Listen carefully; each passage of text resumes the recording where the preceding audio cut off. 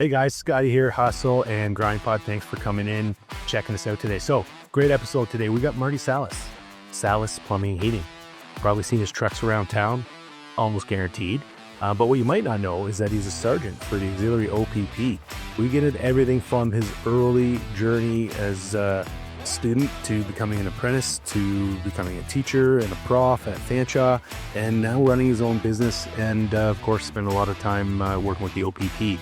We get into stuff like how to treat your people, what it means to care about your clients, and that sometimes it's not necessarily the first impression, it's the last impression. How do you make people feel, and how do you retain employees? It's one thing to find good people, but it's another thing to keep good people. So anyways, tune in, lots of good stuff here, and check us out. Let's go. Marty Salliss on the pod from Salliss Plumbing and Heating. Awesome, Marty. Great to have you on. Yeah, this is great, man. I've got to know you in a networking group that we're part of. Yeah. And yeah, it hasn't been too long, but it feels like I've known you forever. You're kind of one of those guys that you just, you make the person you're talking to feel like they're the only one in the room. And yeah. So tell us a little bit about how you got started with your company. I know that goes back, but I know there's an origin story there that I think is really interesting. Yeah. I'll try and do the calls and notes for you to be a little bit quicker. Just came out of high school. Actually, when I was coming out of high school, my plan was to become a police officer. That was my first and foremost, the idealism for which I wanted to have as a career. Yeah. At the time, we had Bob Ray in power. There was no hiring going on for my type of person, so to speak, right? So it just didn't work out that way. And I moved on to basically come back in 5 years and we'll chat. So I moved into the workforce, and upon going into the workforce, I had a couple of really good jobs, really enjoyed them. One taught me a lot of leadership. I moved to Accuride, Canada at the time. Oh, yeah. Working in the factory, driving a forklift there. And in all honesty, it just didn't fit for me. It's just the hours, the money, everything was great. That wasn't the question. It was more or less, there wasn't a challenge. I needed a day-to-day challenge or a purpose or a reason to do what we do. So just at that point, decided I wanted to get into an apprenticeship. And I started to think heavily about it. Then I got laid off with 450 others at the same time. Wow, because Accuride's no longer... It's not, I think it's under Firestone still, but it's very, very limited. Yeah. It's extremely limited. So that whole back department that I worked at was basically laid off and shut down. Oh, wow. So it was a quick throttle forward in that sense of, okay, let's do this. It was a good age. I was 22 when that happened, 23. So plenty of time. It was a perfect time. Yeah. Actually, my life, it worked out well. So wanted to get into the trade, started looking around, sourced a company out of Exeter, JMR, went to John Rosenberg, who I owe a lot of where I'm at today to do. The fact he gave me an opportunity, and that opportunity didn't come up without persistence. John wasn't hiring when I contacted him originally, and he just said, no, we're not looking for anybody. And I said, okay, I understand. I said, I'll be calling you again next Monday at 9:00. And he laughed. He said, okay, I'm up. So next Monday, I had my alarm set, called him. And I said, hi, it's Marty Salliss. I called you last Monday. He said, yep, still don't have room. Click. And I said, okay, to myself, I'm going to call again next Monday. Like it became almost a mission. Third Monday I called, and he said, listen, he said, I can tell you're serious about this. So I don't have room right now. I said, okay, I appreciate you being honest. Thank you. I'll call you next Monday. So I called him 4 times in a row last Monday. When I called him, he said, okay, he said, you're a pain in my ass. If you can be up here in 45 minutes. You're more than welcome for some time. So you can't make it from where I was in London to Exeter in 45 minutes, but I did. Got there, probably a little over 6 hours. Yeah, I felt that little kid and Uncle Buck waiting outside the principal's office when I got there. Could hear him having 3 business discussions with somebody, and I was sitting there with my legs basically dangling, waiting to have the conversation. Anyway, all that being said, I had a great interview.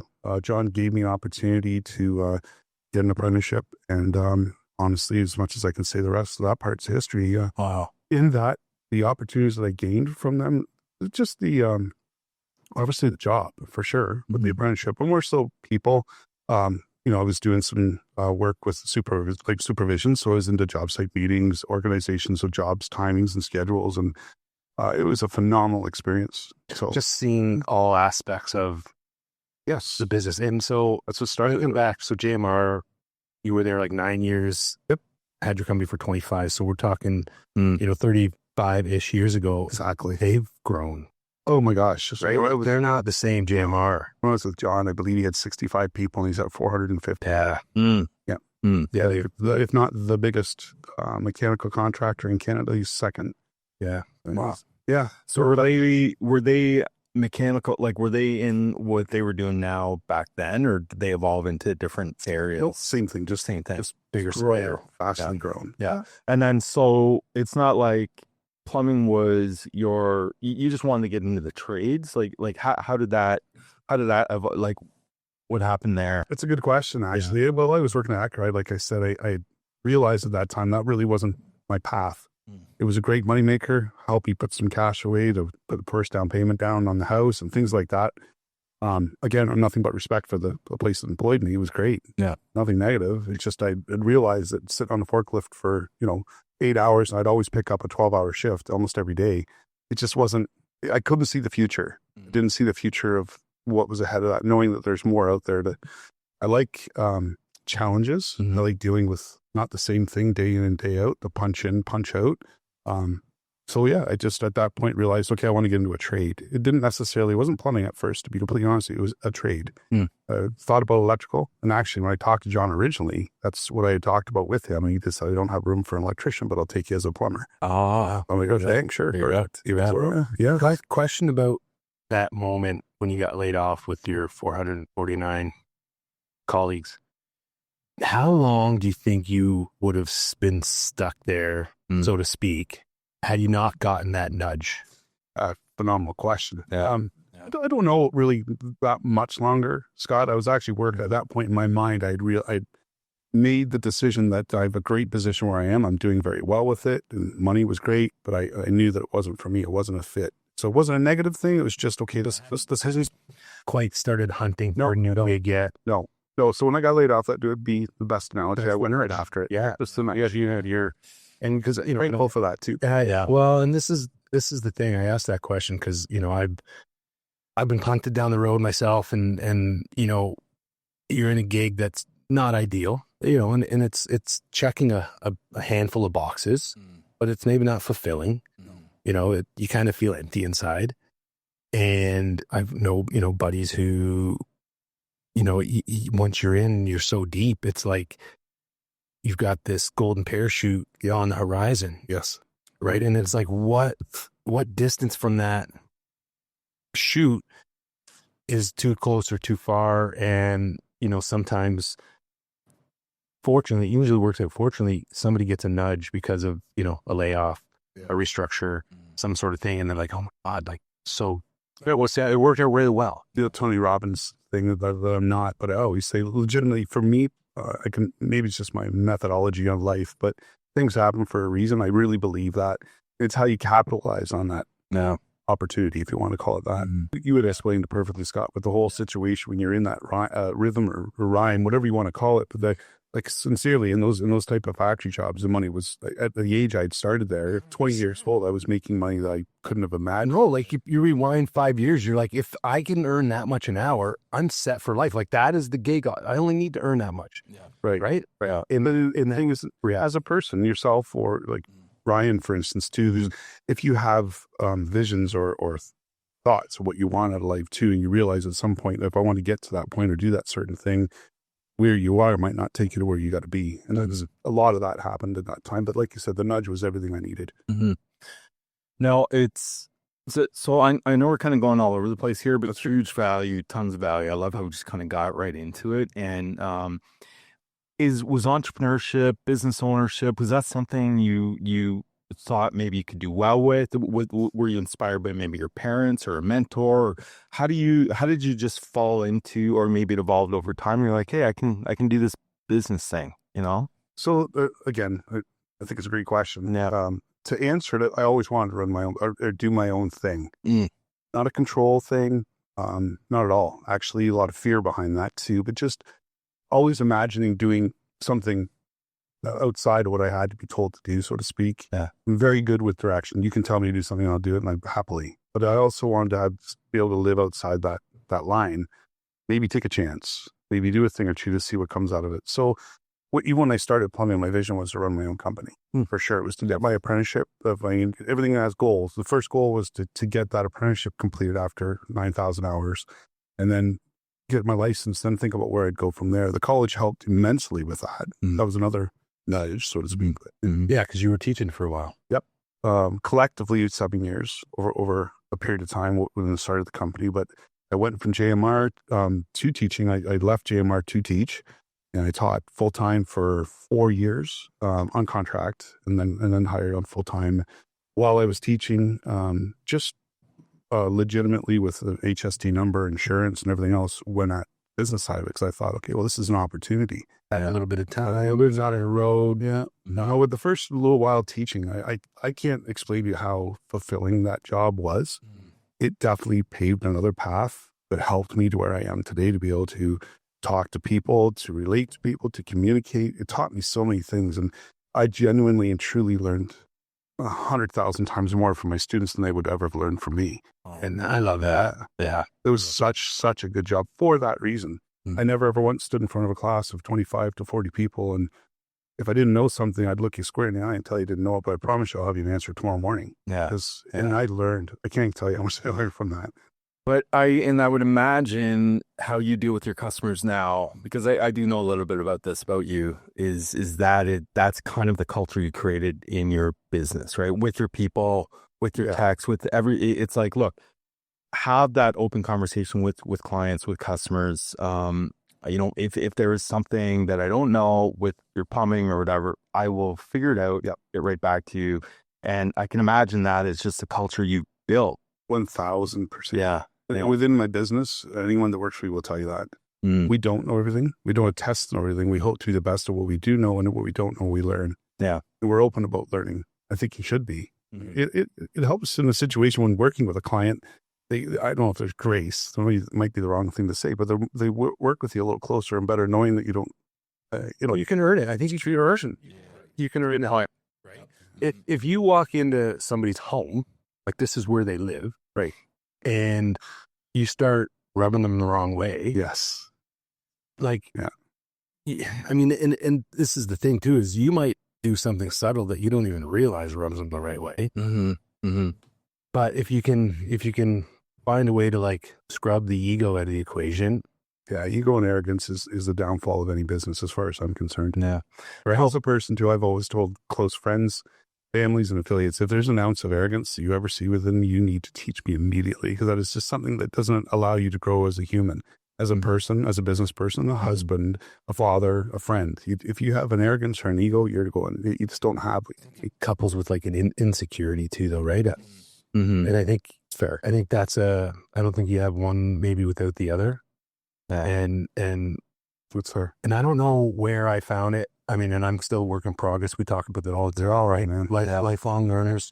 Yeah. But I'm also like pretty confident. Like, I think I'm a decent guy. I think I make relatively good choices most of the time. I care about people. Yeah, absolutely. I don't want people to feel shitty. Right. So I can be secure in the fact that like, I'm okay to check the ego, because I don't need to be something that I'm not right now. Probably because you're an honest person. Yeah. A lot of what comes with ego is, like you said, is the inconsistencies of the values of things. But if you're honest, I truly believe your confidence comes with your honesty. There you go. Another tie. And you're speaking about what you know. If you don't know, I can't speak to what I don't know. It's a question. You don't pretend to. It catches up to you in a hurry. Sometimes real quick. Well, I really learned that in life a lot. It does catch up to you for sure. I learned that in teaching. That was like, so when we talk about how I was blessed to be able to teach, I loved it. I would still do with like the OPP and things that wherever I can do things positively like that, not fake, positively, because there's an energy, there's a vibe. You have it or you don't have it. If you don't have it, don't pretend, because that shows more than when you have it. But in saying that, if you're, there's a pride, incredible amount of pride. And if you're being like, going back to the teaching thing, if you asked me a question and I couldn't answer you honestly, but I'd bullshit you, you're going to find out. So when I see you as an entrepreneur or a fellow plumber going to the wholesaler to buy parts, when I see you in there, and 2 years later, you learned that the question you asked me wasn't correctly answered, it was answered a different way.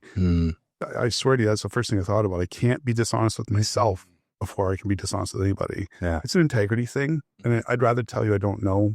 It doesn't matter about a question or anything. If I don't know something about life, that's a good, I don't know. Yeah. I'd like to know. So Yeah. to learn together. Yeah. But anyway, that taught me that big time, because I remember when I stood in front of a class, I didn't ever want to be a liar. No bullshit. Because that always catches up to you. Always. Well, and they're like, It's not the way I want to be. that's what Marty told me. Yeah, exactly. That's what Marty told me. Yes. Right. And then now all of a sudden, they feel like an idiot because they believed in you. They said that you said with confidence, and the person across knows that they're wrong, and they're like, yeah, that's not right. It's like, well, that's not what Marty said. Yeah. That truth, telling the truth is hard, man. And It's a lot harder than lying. it's easy because you have to face the fire. You can't hide. Right. You can't hide. But I think we literally talked about it a little bit last week, which was like, if there's something you have to deal with it. You have to that lot sooner than later. Otherwise, it gets worse. And you get the support. That's one thing I do teach my employees I have that are with me too. Like, don't let me find out about something that's happened from my customers. I'm the first person to go to bat for you for anything. I'll support you in anything we do, for sure. But if I don't know about it, Ryan, you're calling me saying that we scratched your floor when we pulled the dishwasher out. Yeah. My guy scratched the floor, or I scratched the floor while I'm there working. You know what? Customers want to work with you when you admit things. Say, look, everything went well, but I did scratch the floor, and I'm going to get that fixed for you. Right. Okay, no problem. They should be entrusting you. Yeah. The minute you walk away from something and leave it, they lose any trust that you've Totally. You can only earn trust once. Yeah. Get a chance once. Yeah. And you lose that, you can never gain that back. People will forgive, but they never, ever forget. I don't care who you say, people never forget. Well, and it reminds me of, and Ryan's probably got another path he wants to go down here, but it reminded me when we were chatting before of like that element where it's the last impression, right? Yeah. Like the plumbing, the work, the install, everything was beautiful. It was great. And then, you ran outside, stepped in dog shit, and then walked back to the guys where they were taking their shoes. That's the last thing. That's the last thing ever. Like, you're right. Analogy, Scott. That's all sets up. It's like that.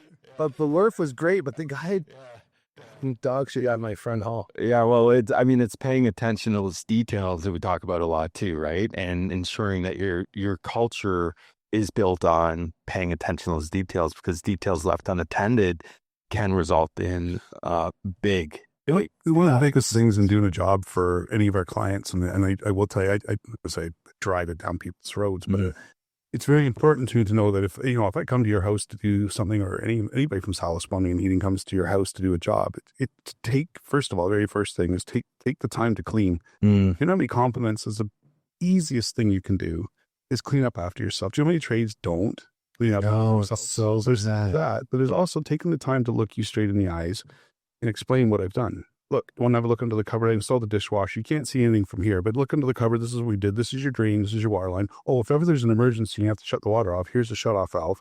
It literally takes 3 minutes. It earns you lifetime. Yeah. Because people know that, it's money. They're spending money. It's like if you buy a piece of art and hang it on that wall tonight, I think you and I talked about this before, Ryan. Yeah, we did. And you come over for supper and dinner and say, hey, look at that. Oh, it's a beautiful piece of art you got there. Oh, yeah, that was like $1,300. It's a beautiful piece. We're really happy with the purchase. What about the one that showed up the night before to help you with your clogged toilet that cost you $500 for a sewer or something like that? You can't talk about that. You can't brag about it. You can't show it. No. It's not a materialistic thing. No. So by taking the time to walk the client through the work, the job that was done, it makes it more real. 100%, right? Yes. They can feel it more. Yes, that's exactly it. Now, so where did you learn to their money, right? Where did you learn that? Because the JMR, you're more commercial, 100% industrial commercial. So you're not those finishing touches maybe, and that customer service piece isn't obviously natural coming out of there. I think naturally you're a pretty easy to get along. Get along with, like, conscientious in how you carry yourself and whatnot. But like, now you're running a company. You're obviously paying close attention to those details, and you got to train your people. So, like, where did you figure out how to get all of that shit done? That's a wide open question. It's answered easily in a number of different ways. I mean, everything you just said is exactly what has to happen, right? You have to entrust in people and teach the way your values are. Getting those values, I don't know. I think it's something that's in you or it's not. I don't know. It's just for myself personally. I know I relate everything to how I'd want it done for myself. If I was going to you to get my oil changed, I'd like you to show me that you put air on my tires while I was there. You didn't just pull a plug, drain the oil, fill it, and off you go on to the next. A little bit of extra touch really makes you feel the value for whichever you're working with, right? So I think that's for me personally where a lot of that came from right off the hop. A lot of that came in prep. Again, I'll go back to teaching. You're only as good of a teacher as you were in your prep. Mm-hmm. I could not walk into a classroom without being fully prepped. I was running jobs on my own by myself. I would work literally till 10, 11, 12 at night. I'd stay up till 3, 4, 5 in the morning to make sure that my lesson for the next day was as perfect as I thought it could be for that particular lesson. Would I be tired? Hell yeah. But I felt prepared. If I wasn't prepared, I couldn't be me. It's that insecurity we talk about. Then you start to scramble. So in dealing with my customers is the same way. I know myself, and this is a philosophy that's definitely taught. All I can do. So fortunately, I would say that out of a ratio, I would say 85% of the people that work for me have come through, whether it be co-op or apprenticeship, and carry through. So you're able to teach that right off the hops. There's no so-called bad habits. Because they're working with someone more senior who's already been drinking, drinking the Kool-Aid. Yeah. Absolutely. And who's bought in. And yes. Yeah. So, yeah. And that's a huge part of any success. It's not, you can say, like, I know it's a cliche. I get that. But not so much drinking. It's a value. It's a belief. It's, and if you believe it, live it, you just portray it. So so when you work for somebody, work around somebody, you never want to disappoint. So the people that work with you, I never like to say for you, I don't like that analogy, but the people that work with you, when they understand that they don't want to disappoint. So it's not a matter of trying to make people feel disappointed. It's just so we'll reverse the role for a second here so that my intentions turn around the other way because they know how I portray myself to our clients when I'm in their homes or in their buildings or whatever. And they see that and they know that Marty would only want it done this way. He wouldn't want to hear this or that. That's what I believe. I don't know if that's the right answer or what you're looking for. No, I mean, I think there's a lot of value in how you've described that because, well, and it actually reminds me of like another challenge that I feel like we see with some youth these days, which I love about the trades and how there's an apprenticeship journey there. Like you can't, there's no way to get around 9,000 hours. All right. No, except for 9,000 hours. Sorry, calling that. Right. But that's a good point. Yeah. Early on, you've chosen to jump into that apprenticeship. That's the deal. Mm-hmm. And you can't you're not entitled to anything more until you've earned it. I love that.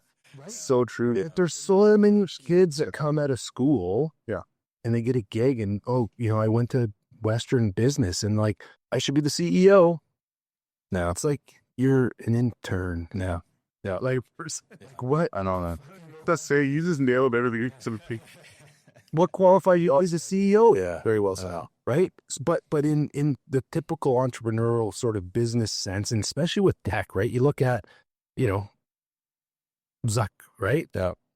What qualified him to be CEO? Well, he just happened to build the craziest social platform that changed the world forever, right? But he obviously earned some stripes along the way. He had his 9,000 hours, and but it's not like this new hire coming into a well-established organization and just deserving a C-suite title after 6 months or a year, right? But in the trades world, it's it's accepted, it's understood. And everyone's okay with it, and then you've earned it. So it is the trade. I mean, you can't just do a trade without getting the experience or learning from it, right? So, I mean, I look at it too when you talk about that. I talk about it giving people an opportunity to see if it's what they really want to do or not, too. I mean, how many people get into things like we just talked about coming out of school? What do you want to do? Well, I want to be a police officer. But do you really want to be a police officer? What is it? What is the image of that? What is that inspiring you to want to be that way? And so you go to police college, or you go to you keep going for your doctorate, or you go to dentist school, or just any example you want me to give you. So you work through that, and you get out and okay, this is what I'm doing. And it's the same as a branch, but no different. We're so blessed in a way that we get the opportunity to learn. I still, without any exaggeration, have the passion for the trade, I would say more than I did when I started by far. That's not even like a conversation point. There's always something to be learned, and the trades are for people. I mean, back in the day, the trades were reflected upon. Okay, well, Johnny, you don't want to go to university, so you know what? Pick up a trade. Yeah. Like legitimately in quotations, and yeah. I don't know how you want me to say it, but it'd be like how dumb people do trades. That's how it was perceived. When you're in high school, and I was in high school, it's done like that. Yeah, sure. Now we have a massive shortage of tradespeople. Mm-hmm. Now tradespeople, parents are pushing their children to get into trades because it's the next best thing to do. Well, you know what? It's changed a lot. Like even our incomes, like, I mean, I can tell you as an employer, like where pay scale is now to where it was even 5 years ago, 6 years, 7 years ago. Yeah. It's changed dramatically. Yeah, you should get in the trades for sure. But I was just saying that when you get into the trades or the apprenticeship, it really gives you that opportunity to feel that passion. And some people don't like it after. You're like, you know what? I thought it was for me, but it's not. Awesome. You haven't wasted, you're getting paid to figure out what you want to do. Mm-hmm. Mind you, it's an apprentice. You're not getting paid full wages. We all know that. Yeah. But if you get into, like I say, policing, nursing, or anything like that, you've invested a lot of cash to get to that point, and then maybe it's not what you think. Yeah. Yeah. Off topic, maybe. Sorry, Scott. Yeah, no, that's good. And I'm just sitting here and just like absorbing like a sponge. This is great. But what I want to do, also even just like more for our listeners too, because I think a lot of our listeners, they're curious about entrepreneurship, small business ownership, and they may want to do it. Some real listeners have, and are doing it, or picking up little tips. Yeah. And what I want to take this opportunity with you in particular, Marty, because a 25-year business, you started, at a factory, like there's a lot of time there, and there's a timeline I'd like to maybe go over with you, because I think there's huge value there. Like, get into your mindset. You leave, you start a business. Well, it's just you. It's not like you got people working for you all of a sudden. It's not like you have 5 trucks. Like, how does that evolve into building a team, building a company, building a 25-year-old, really reputable business? I see your trucks everywhere. Everyone talks about you in Salliss Plumbing and how great you guys are. Like, how do you get there, man? Oh, we're not perfect. No, of course not. To what you're alluding to, or what we're trying to allude to here, in business, nothing's perfect. Nothing's ever right. You learn by trial and error. Yeah. Just to even go back, I guess, to the infancy of it all. Yeah. To answer part of your question would really be, I'm a tradesman. Yeah. You call me to plunge your toilet and unclog your toilet, I'm there, no problem. There's a whole other element to what we're talking about now, aside from plumbing. Fortunately enough, my career is plumbing and heating. It's, like I told you earlier, it's everything. I love it. It's everything. It's so cool. It's so interesting. Huh. I'm a people person. I love social aspects of life. My whole calendar every day of every month, it's full of this and that, and drives my poor wife absolutely bonkers. Sometimes she just says, can we just sit? Nope. Well, but anyway, to answer that, I'll go further in saying that I believe for myself, everybody wants to be their own boss. You want to put it in that type of category. It was never about being a boss. And I'll tell you day to day, I don't believe in being a boss. And I always tell people, as corny as it may sound, I'm looking at your Ocajero's cup, and I'll go back to my coaching days. And, I coached the Badgers, which did some pretty high-end stuff, right? Yeah. Like with baseball and stuff like that. And the analogy of that was, like, what do you get out of your people other than putting them in a place to succeed for themselves? But in reverse, you succeed for your business or for your team. Right. So you've got Johnny over playing defense, but you're going to throw him on center. What do you think is going to be the action there? What's going to come out of that? I'm not going to say failure. I hate the word failure, by the way, but it's not going to be what you want out of it. Yeah. So anyway, getting into the trade, plumbing was awesome. I loved it. The business part of it, I've had to learn. I'm not going to lie. It was a step for sure. There's that confidence we talk about. Yeah, I was confident I could do it. Was there insecurities? Oh my gosh, yeah. There still is day to day at times. Am I doing the right thing? Did I do this right? You don't know those things until it's too late or too good. However you want to go. Well, I mean, if there's a leak in a few minutes, it's not like, the mistake can be costly. But there's your instant gratification in my trade. I can come to your home, fix something, and feel good when I walk out, knowing that I helped you. Yes, you're paying a bill. Well, obviously, but you're also confident that it's not going to spring a leak in an hour. Right. And there's the satisfaction of helping people, but you're right. In business, so getting to what you're saying, we want to talk on the podcast, obviously, about what it's about. Yeah. Leading up to that, like, there's constant growth in learning business. So there's not one regret I have at all. I've gone through some some experiences, 25 years in business that I could share with people anytime you'd like. Yeah. And I love to, because it doesn't matter what I tell you right now or tell our listening group about business, you're going to figure things out for yourself. You're going to listen to me. You're going to be like, oh yeah, Marty said that, but you're still going to do what you need to do. Yeah. And then you're going to find that, shit, I should have listened because that was an experience that somebody had that I didn't listen to, because you told me, Scott, that, hey, watch out for this because this is going to happen. You're like, hey, yeah, okay, man, sure. Plunge a few toilets, come up, and then all of a sudden the business side of it, like, oh, damn, that was said to me. So to that, I guess the easiest way was pride. There was a lot of pride too. I wanted this to work. Yeah. The minute I started it, I had the blessings of teaching, which I had an income. Yeah. So it was number one. So it started side hustling a bit, like more like side jobs. Like, hey, can you all this sync? So I started teaching January 2001. Okay. I got my business license and I got my GST number at that time, January, I think 5th. So I started it as a side hustle. Yeah. But I started at the same time, but so as it went, I didn't have to worry about, I always worry about income. You didn't have to worry. It wasn't my sole income. Mm-hmm. The teaching was first and foremost, that was my job. Covered the nut. Yes. Mm-hmm. So while I first started teaching at Fanshawe, it wasn't full time. So this was just okay, what are you going to do with your life? Mm-hmm. Like, I'm plumbing, but what am I going to do with the plumbing in my life? You know what I mean? Like, how am I going to make this work for me? That's my mindset. So when I started the business, fairly said to people who are starting a business, I had an upper edge that way. I had my groceries paid for. I could pay my mortgage. Mm-hmm. Yeah, it's you got less stress to carry. So I can't truly say to you that I ditched everything and jumped in. Like, not cold turkey, No, but there's things about that are for or against maybe what you're trying to do. Yeah. So looking back on it, there's so many things that I would have done different. Oh my God, so many things I would have done differently now than I did then, knowing what I know now because of what I had to go through to get the knowledge. Yeah. It's 2020, right? But I don't care who you are, and this is a personal opinion, obviously. If you want to start a business, you're going to start a business. You have that drive, you have that knowledge, hopefully, of what you're trying to portray in your business. Mm-hmm. Running a business is different than what you're doing. Like I said, I confidently can do a lot of plumbing things. I know that. In business, I can tell you now I'm confident in business. I'm still learning, constantly learning, but I would never detour. It's exciting as hell. It's the most exciting thing ever. Every decision you make, every plan you make is yours. It's pretty cool, man. Like, after everything you've done and all these years, like, you still have that mindset of open to learn. Like, oh yeah. And that is easier said than done, for sure, because I imagine, we do talk about ego and that sort of thing. And, you really got to park the ego and be open to learn. Scott talks about lifelong learning all the time.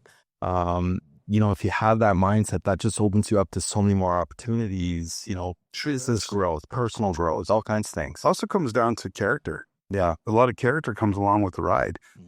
Are you going to allow that, I guess, ego? If you're allowed to get it, have you got it? Or do you think you have it? I mean, it's one of those things where you let yourself get ahead of yourself, you're in deep trouble quick.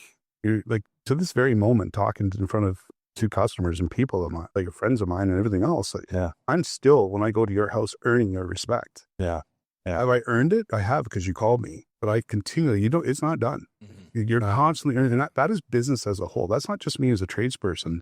That's my business coming to your home and you entrusting me. Yeah. So that whole thing, and that started from day one, is that, like, I'll never forget some of my first customers. I still talk to them. Really? Oh my God, man, you allowed me in your home. Yeah. Well, to get you an opportunity.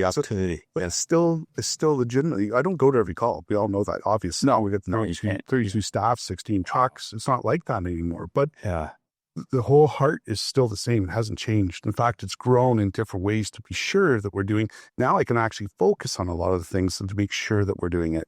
Yeah. When we have our meetings, remember, guys, when we're out there, this is your client. Your client is your bread and butter. If you don't have our clients, we have nothing. That's, at the end of the day, we talk about anybody starting a business or doing business.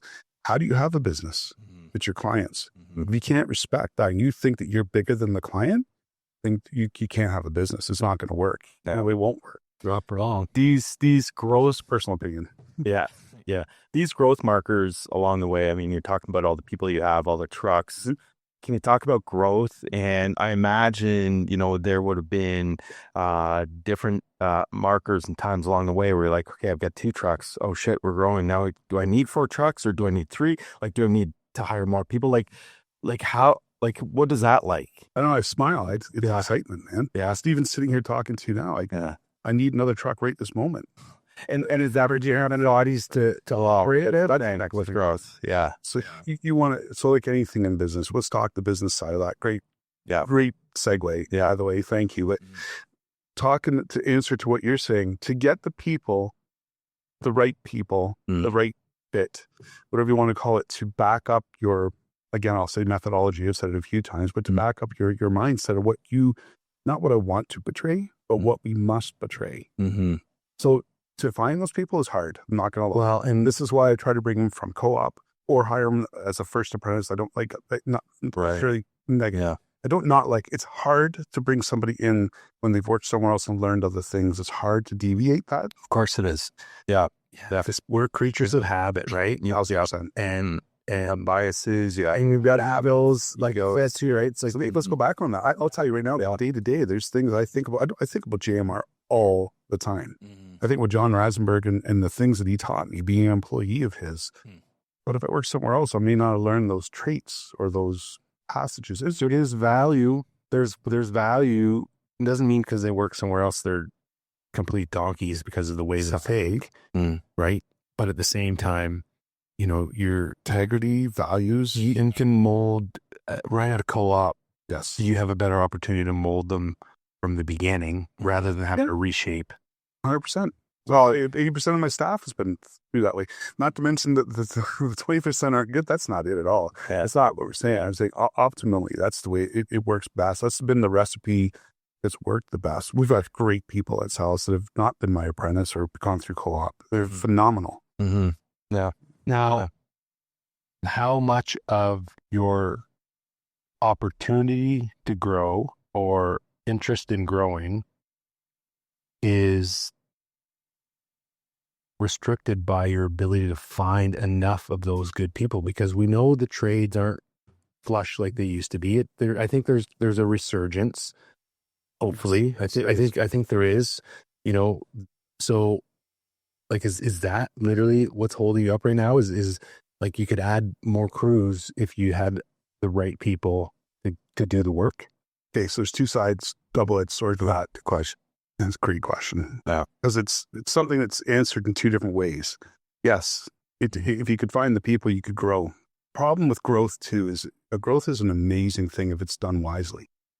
You don't want to grow outside of your boots, right? You want to grow within what your grassroots are, what your values are, how your integrity is betrayed, and how you interpret your integrity. So to answer that question, first and foremost, the trades are definitely getting stronger. We need that. I can't even explain to you how short trade system is, even with our economy on a downturn, so to speak, with new construction and new things that are going on. We still need people.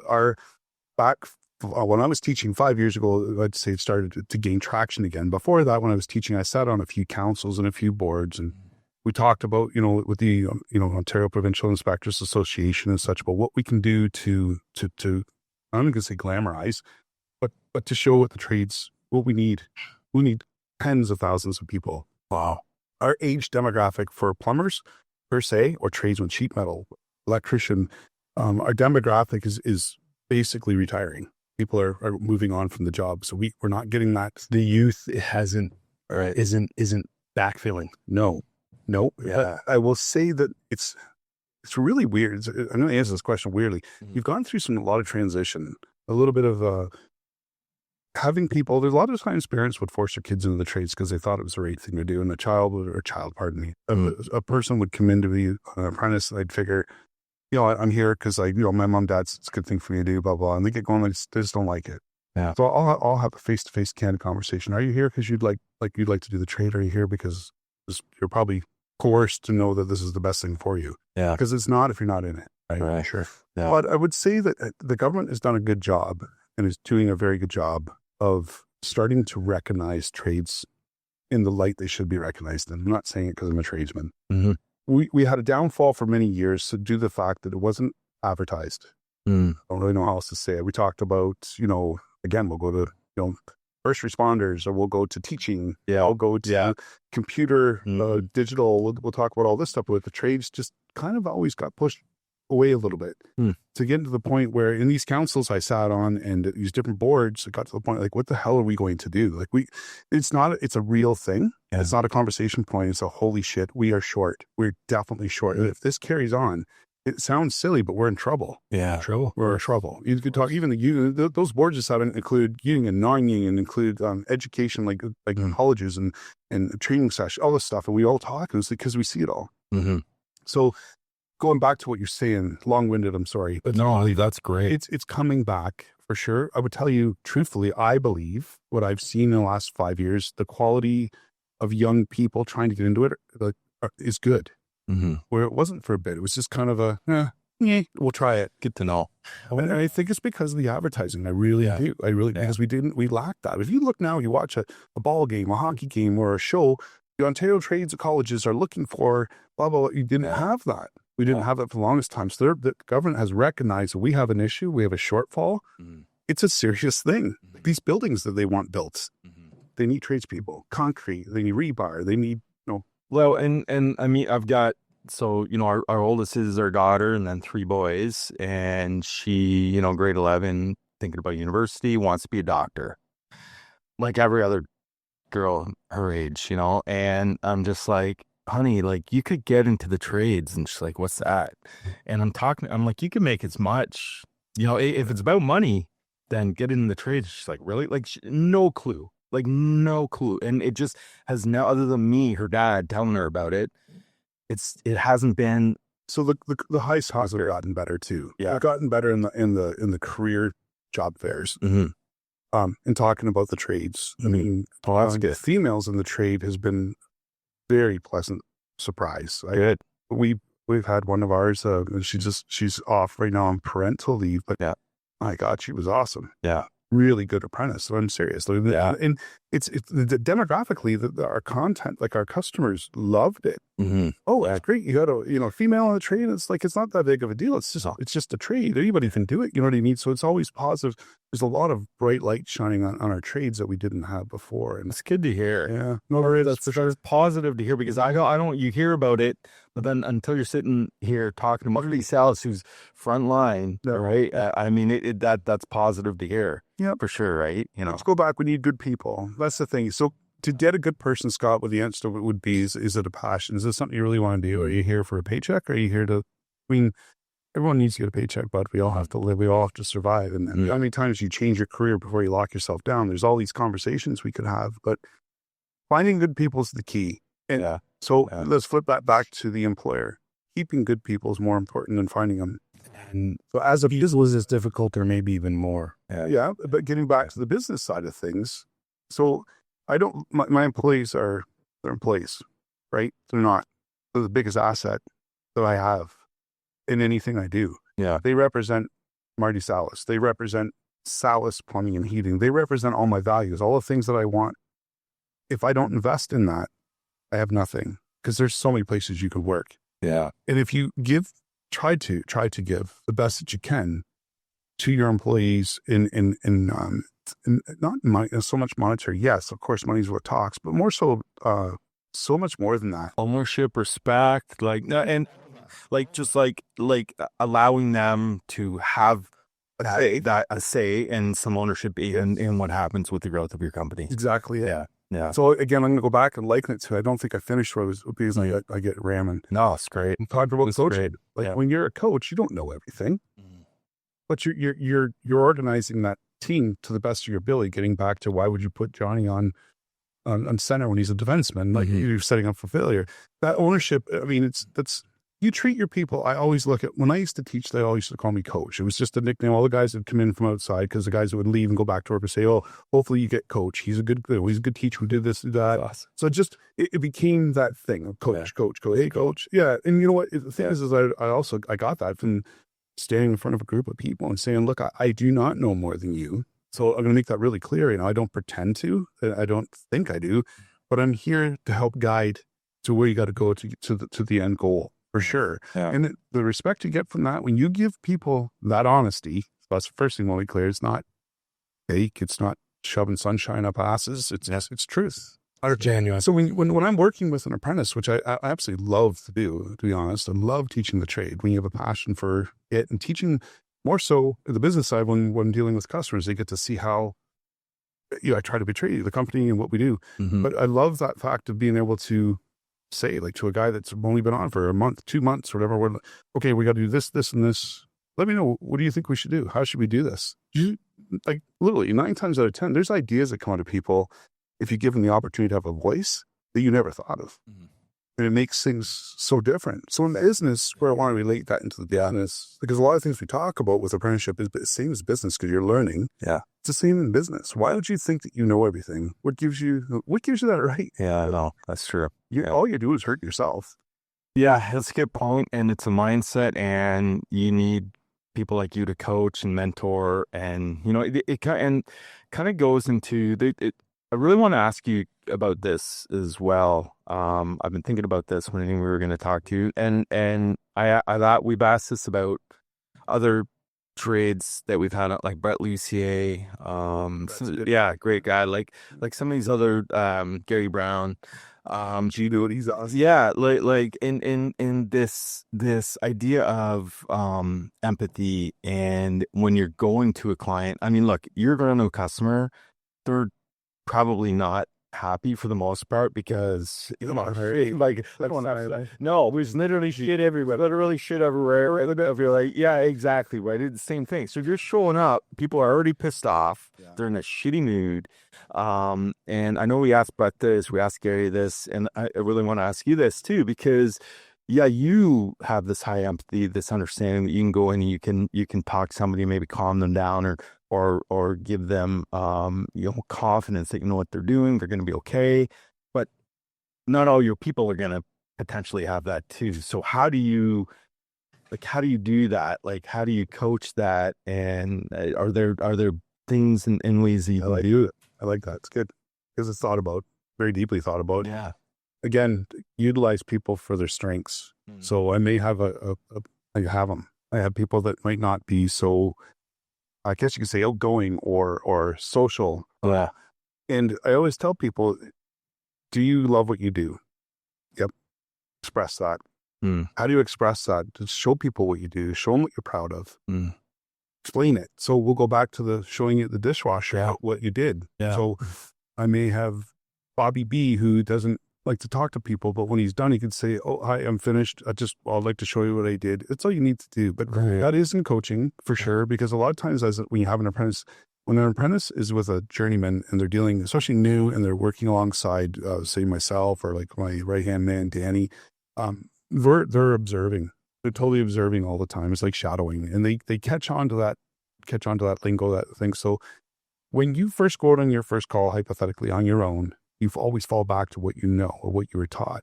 So to coach it, you want to have the right people in play. Getting back to what you said, you got to find those people. So I've had employees in the past where I've talked to my customers before they even go and say, "Look, I'm telling you now, you're getting probably one of the best tradesmen you could have.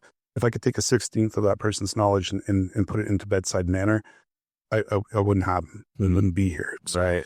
They automatically know, "What do you mean?" "Oh, it's just got, really shy person." And they get that. So it's a really good question, because psychologically you're trying to ask someone to go outside of their strengths and comfort zone and build that strength and comfort. And what's amazing is to see the turnaround when they start to do that.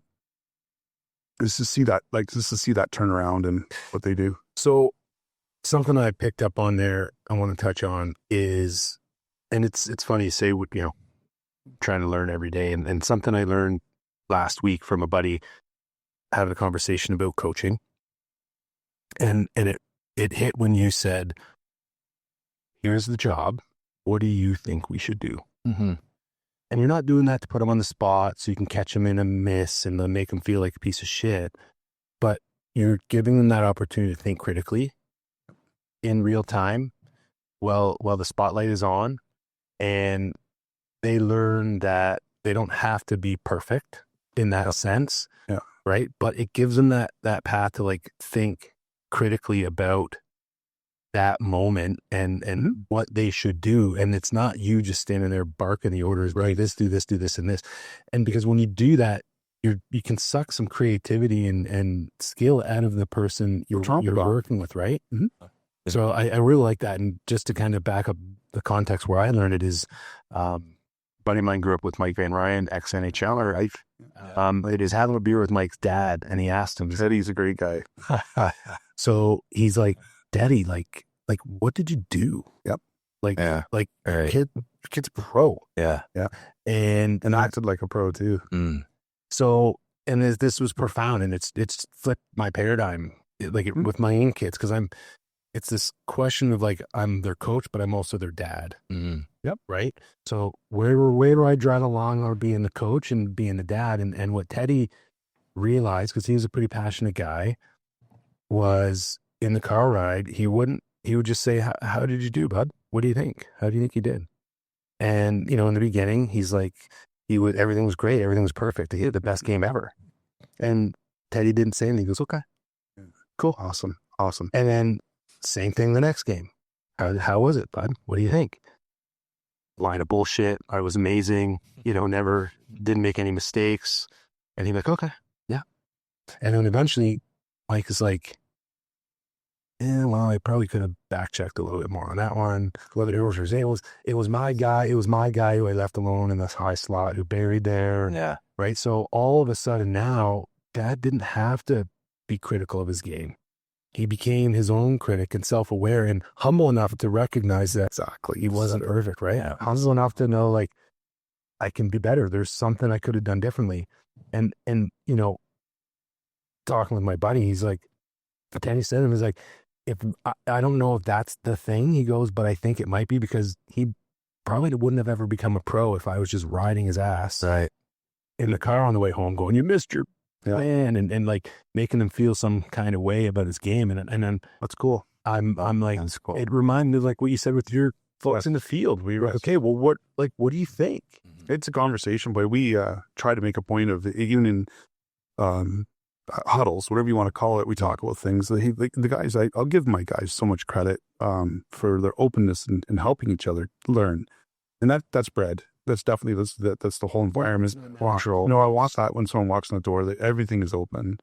So what I mean by that, not to just going on to your story, is that the guys all walk out to the back shop in the mornings, and the guys will talk, hey man, we were at this sewer yesterday, and we ran into this, and we did this. There's 10, 12 guys standing around that are all learning, they all teach. So there's none of this, I'm better than you. There's no ego. They all want to help each other. And honestly, at the end of the day, it's very rewarding, simply due to the fact that you see them growing as people, as being communicative, growing as individuals, but also growing within and helping the company. These guys will call each other from job sites, as opposed to, not that it matters, but in other circumstances, I know that people they don't do that. Because they'll get teased, or they'll get bothered, like, oh, well, you stupid, you didn't know that, blah, blah, blah.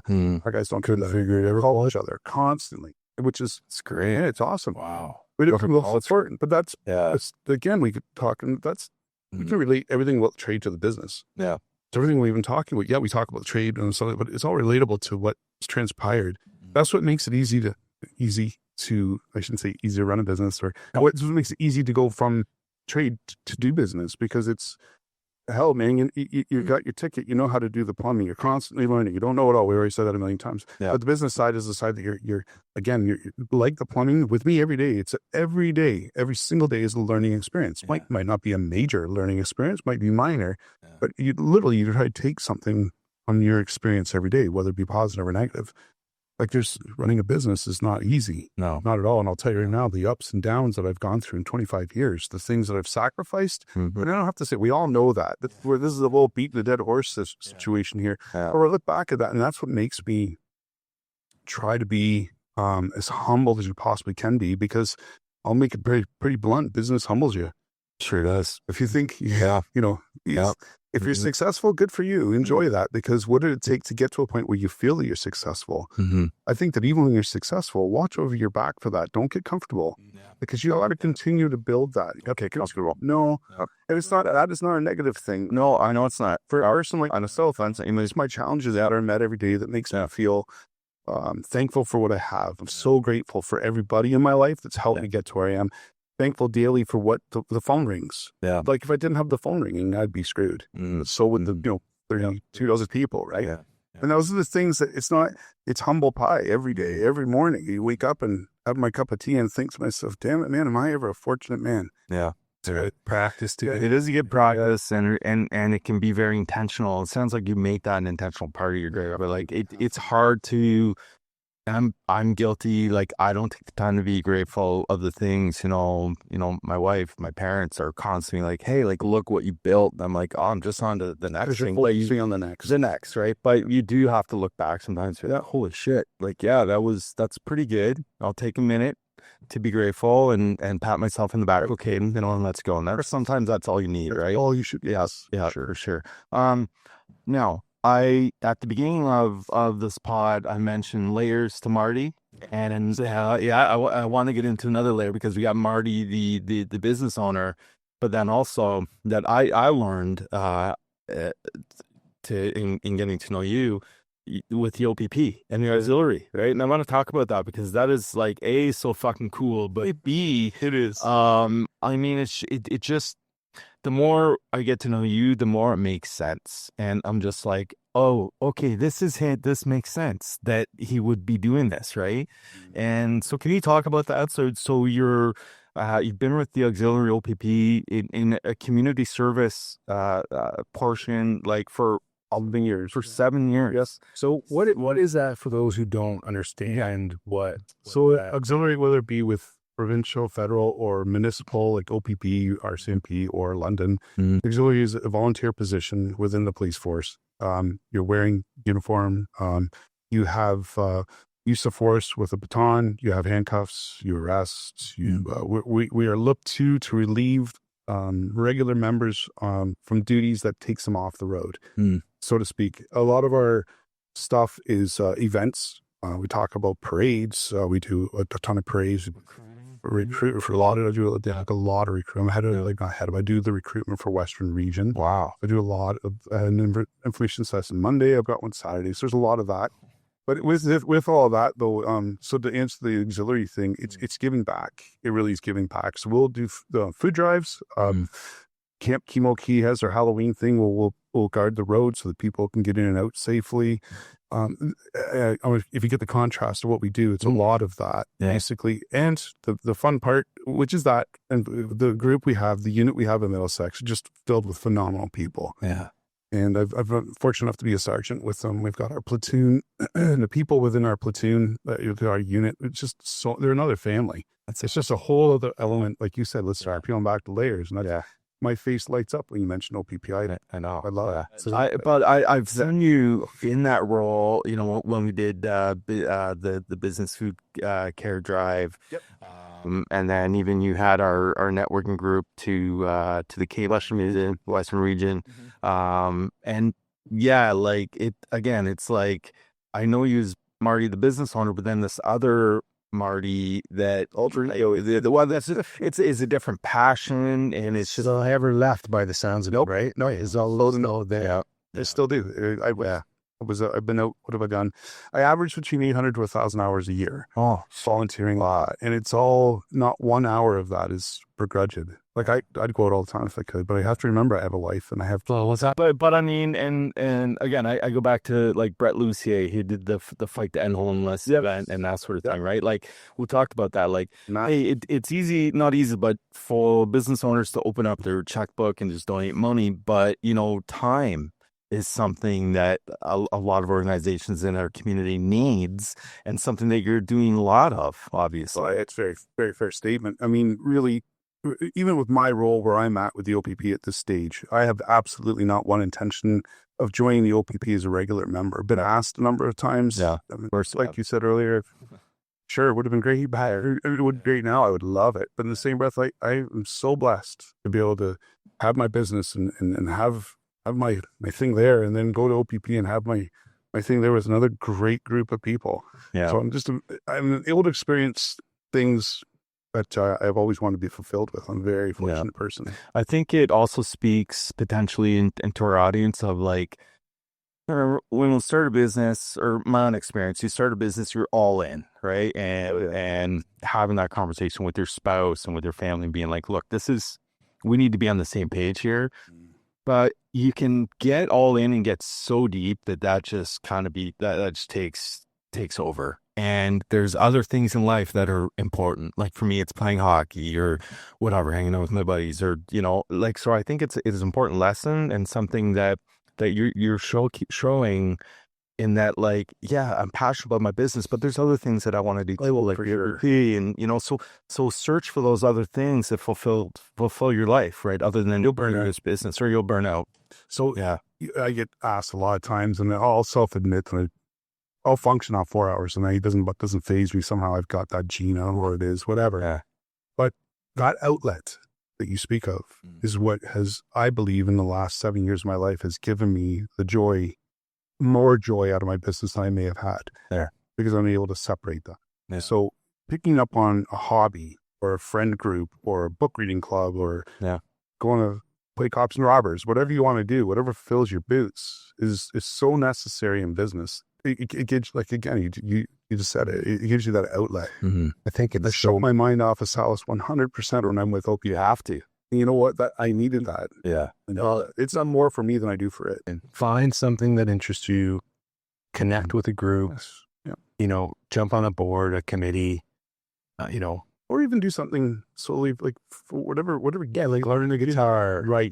Yes. Like whatever you do, that IPO. Yeah. Just shut your mind off of that, because you will live, breathe, sleep, bleed your company. I do every day, but legitimately, when I have that time, I don't know what it is. I can't answer it. It's normal, I guess, but there's a switch. Yeah, it's like being compartmentalized. Right now, it's separate. Right, like I still love playing hockey. Yeah, but when I'm on the ice or the bench, like, well, I'm coaching or coaching, right? Like, I not think I'm not thinking about anything else at that moment, right? And that's healthy. Yeah, it is. Yeah, and I balance. I mean, I'm fortunate that it's worked out that way for me. But there was, I don't know how many years ago, but I realized that, like, because you talk about flow state, right?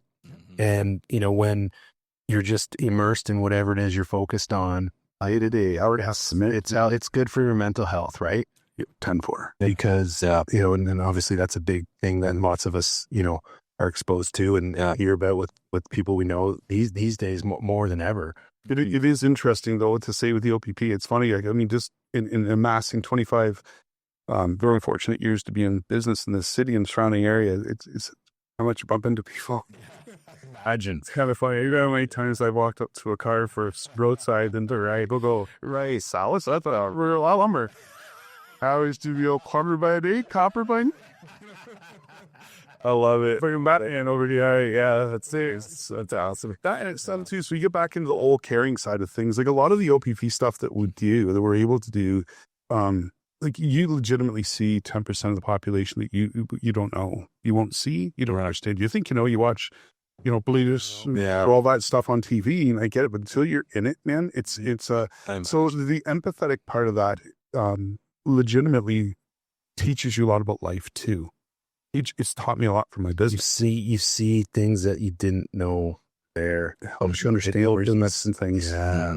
And I've got so much respect for anyone in the emergency services field, regardless of what your role is, whether you're on the street or on dispatch, right? Like it's a tough one, right? Like nothing but admiration, respect for people who do what they do. I thought, like, I went to school to be a firefighter, and then there was a minute there where I thought, okay, well, maybe police officers are a thing, and honestly, with all due respect, I thought about it for not very long, and I was like, I can't do it. No, it's tough. I can't do it. I have so much respect for first responders, and I can speak to very, very, very good friends with the fire department. I can speak to it because I ride with the OPP, so I understand the policing side of it. Paramedics, the stuff. But anyway, it's a career path they've chosen, and they do a damn good job. They work. Yeah. So again, talking about, and they deal with a lot of bullshit that like is unnecessary. Like you don't see the average, douchebag squawking online just doesn't take the human element into account. No. And it's like, these are people, man. They have 100% families and friends, and like they've got like shit to do too, but like they're the ones who've decided to put on the badge and ultimately those people are trying to help you. Yeah. That's exactly. If I have a bad vision, but anyway, it's that pendulum's starting to swing back the right way. They all know about, years ago what was happening, and pendulum does seem to be coming back. So the way that element, thanks for bringing it up, because it is a part of my life. Yeah. It's a huge part of life, and I love it. Well, I've seen it firsthand. I see how you light up and how important you are in that role, right? With our auxiliary service. So I really wanted to talk about that. Getting back to business, I know we're kind of tight on time, and I really wanted to kind of maybe close out on this little story. Or I don't know how I'm going to frame it, but in my business, digital marketing or whatever, we do these digital audits that we did. Yes. So I'll do it for anyone, like, doesn't matter, like friends, family, colleagues, whatever. How's your business online? How's your discoverability? How's your traffic? All that shit. And we did run for you, right? Because we sat in this room, you look at it, digital audit, fancy fucking digital audit, right? Running in his team. And Taught something though, didn't you? well, I did, but I'm looking at this, I'm like, Salliss isn't really showing up digitally. And I'm like, Marty, what's going on here?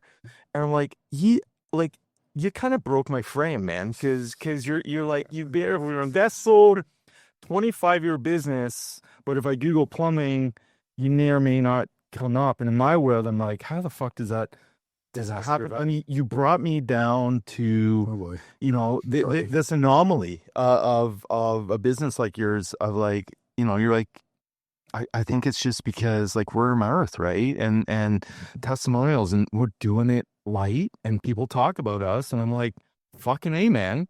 Like, what do you need this digital marketing bullshit for if you're just doing shit right on the front line? Thank you for that, by the way. Yeah. I never meant to hopefully come across in a way that I don't ever want to be betrayed. I think there's a definite need for it, and that's why we're going to be speaking. So let's talk about business here in that sense, changing with the times, and evolving with what's happening. I'll answer that question as I did quickly, in short, brief, as to what you just said. I honestly believe in what you produce will sell. Yeah, as a whole. So that's taken 25 years, bud. That didn't happen overnight. that's true. Okay, so we're at 25 years. That's great. Congratulations. And I'm very proud of that. Yeah. I still have many more years to go. So I still need to earn that. I still need to evolve. I still need to think about business. So when I come and talk to Ryan Belleville about things, I'm open. I told you that. Yeah. Oh yeah, totally. That's awesome. I don't need it. Yes, I do. Yeah. I don't think I do. And you say, why? And I say, well, we word of mouth, we don't advertise. We honestly don't. I will do what I can within my community to advertise, and that's not me advertising Salliss. It's me trying to give back to the community that gives to me. Yeah. If I don't have this community around me, I mean, what they do for me, I have nothing. So I feel within myself, when I have an opportunity to sponsor your hockey club or your dance or your cheerleading, or like we got a night coming up here for Homes for Heroes. We bought a table and things like that. I don't want a pat in the back. That's not what I'm talking about here. I'm saying that to me is giving back to what's been given to me, and honoring and respecting where it comes from. If you're not involved in your community in any way you want to be, whether it be OBP, okay, that's giving back for sure. That's a fun thing for me for sure. But I believe we have an obligation within our community to give back to what's. I want them to entrust me the way I entrust in that. Yeah. So in saying that, I believe that our strengths that have come over the years are due to my beliefs in running the company, and how my customers is the most important thing that we have. That will never deviate. If it does, I won't be able to be in business because I won't have it. Yeah. That being said, I do need to look at stuff like that because there's a new era coming. There's a new wave. But, it's funny. I'm not going to mention any names. It's not even plumbing or electrical or sheet metal. There's companies that were brought forth by their forefathers or generations before that suddenly you don't see or hear much around the city much anymore. It's right. I think just, what the hell happened? Like that was the biggest company in the city at one time. Yeah. I would never say that we're biggest, best, nothing. I'm not saying that, but we're at a level for which I don't want to decline from. And if I do improve on it, which every company should want growth, you shouldn't be in business, but try not to grow hurting the people that helped you get to where you are. So my customer base is the most important thing to me. If I have to sacrifice something, I'll sacrifice somebody that's calling in off the internet that I don't know. Yeah. Whereas if Scott calls me and he's got his toilet backing up, I can respond to him like that immediately. I can get to you within an hour guaranteed, because I haven't oversold us You hadn't stretched yourself. no, and yeah, it comes down to the old heart. I don't know how else to say it. I'm guilty of a lot of things, and I believe in relationships and people and customers, loyalty, integrity. Yeah. These aren't just words to me. This is my life. This is what enables us to be who we are. So to me, it's very important to maintain that relationship. So when you call me, you know I'm coming. Yeah. Not okay. Well, yeah, no problem. Listen, the probably the 60th call in the last 2 hours. I've got you on the list. Maybe I can see you next week. Yeah. What's wrong with that? That's Yeah. great, man. You're that busy. To me, what's wrong with that is I haven't been able to deliver to you what I want, what I preach, or what I need right now. because it matters. You're not calling me like we talked about earlier. Yeah. You want to go for lunch, we'll go for lunch, but that's different. Mhm. When you're calling Salliss Plumbing and Heating, you have a problem. We wouldn't be calling Salliss Plumbing and Heating. Yeah. So every time that phone rings and the customer calls, we have all types of customers, all types of situations. We could talk about that sometime too, if you'd like. They're not all perfect by any stretch. Yeah. But every single one of those is somebody who's trusted enough to contact us to try and help them. It's an opportunity, man. Every freaking phone call is an opportunity. Well, I mean, I think that's great, man. I mean, well said. I think, like what a fucking Great episode. Great episode. I think that, some key takeaways from this, definitely, I think for our audience, something that I really have learned from you is, investing in our community is good business. So it's good for the heart and it's good for the soul. It feels good, but it's good for business, right? Let's be honest here. I mean, you invest back into your community, that is the law of reciprocation, Scott, you said this last episode, and it's going to come back to you, right? So don't shy away from that. And the other thing too, that I just thought of is you were talking about, when you're thinking about these mission statements, these visions, this beautiful mission statement that you might write on your fucking wall of your business, don't just think of it as words. No action. Action, like how you clearly, and belief. Exactly. Thank you. Yeah. So to those thinking about, I need a fancy mission statement with fancy words. Fuck that, man. Think about the core values and the culture and the things that really matter to you, and about how you do to show your integrity. There you go. So, and those are two key takeaways. Big one. And I think there's lots of companies who they sit down and they go through a session and they come up with this vision and this mission, right? But I think if we asked one of your employees, what does it mean to work with the company that you work with, you're going to get the same answer. Right? Maybe I really hope so, right? Yeah, done it. Right. Yeah, that's right. And and that's because I've done work and some consulting with businesses in the past, and I'll be sitting in a boardroom and the mission statements behind the person I'm talking to, and I ask them do you know what your mission statement is? Probably most, and it's literally right behind them. They've been there 1,000 times, and they don't know it, right? But that comes from the leadership. It does, for sure. And I don't know. Mission statement, everything you're saying, I totally agree. Yeah. 100%. I also believe I don't know, if you're trying to build a culture, if you're trying to build what you want to be or who you want to be, if you write down a piece of paper and put it on a wall, that's great. There's nothing wrong with that. No, there's nothing wrong with having that goal, but do you know it? Do you know it and do you live by it? If you don't know it, if you're sitting across from me and it's behind my head and I can't recite my own, it didn't come from my heart, did it? No, and you said something earlier, I don't want to jam it down their throat, but in business, if you're leading the charge and you have a vision for your company, you have to, right? Almost to the point where yes, Marty, I get it. I get it. Enough is enough. I get it. Yeah. Right? Because not until then is it actually right? It's like we say, earning your customers. You're never done earning them. Oh, yeah. We earn a customer base, but you're continually earning, right? So, well, Marty, thanks, man. And hey, you brought some great swag for us too. We're repping, repping the brand. It's awesome. And Marty Salliss, Marty Salliss Plumbing and Heating. I mean, keep it going, man. 25 years, and fuck, I feel like you're just getting started. Well, I would take the opportunity to thank you guys for entrusting me to sit here and talk on this. I've really, really enjoyed this. It's our pleasure. Conversation is just flows. There's not a script in front of you. No, there's nothing. Which you want to talk about the heart. You want to talk about your values. You're showing that. Just was doing what you're doing. No, but I thank you for having me here. I feel very privileged to be here. The privilege is ours, man. We've been talking about you, like I said, and I'll meet your buddy Rich. Give you a shout out. Rich is a big fan of the power. Alex, fuck, you know him. Like, Marty for mayor. You my red, yours. don't like someone sick so much. Anyways, why don't you get me? Yeah, man. All right, well, we'll keep grinding out there, and we're huge fans, and we too. Yeah, keep it going. So, all right, that's a wrap. Yeah, your seawater. All right, shake it up. Right on. Yeah, buddy. Thanks, bro. Good stuff. Another great episode. Thanks for joining us. Please support our podcasts. By supporting us, you can go to YouTube, follow us on Facebook, Instagram, go to our website, hustleandgrindpod.com. That way you can go and you can apply to be a guest. Listen to us anywhere that you listen to your podcast, Spotify, Apple, all the channels. But we really appreciate your support. Keep listening. We have a lot of great episodes and a lot of great guests ready to go. We're going to keep coming hard at you here and digging into the hustle and grind of what it takes to be an entrepreneur and a business owner.